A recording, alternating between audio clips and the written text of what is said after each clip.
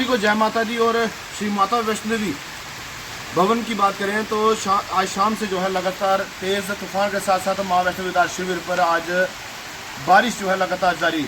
Visuals के माध्यम से देखिए कि माँ वैष्णवी दास शिविर के दृश्य किस तरह के नज़ारे हैं।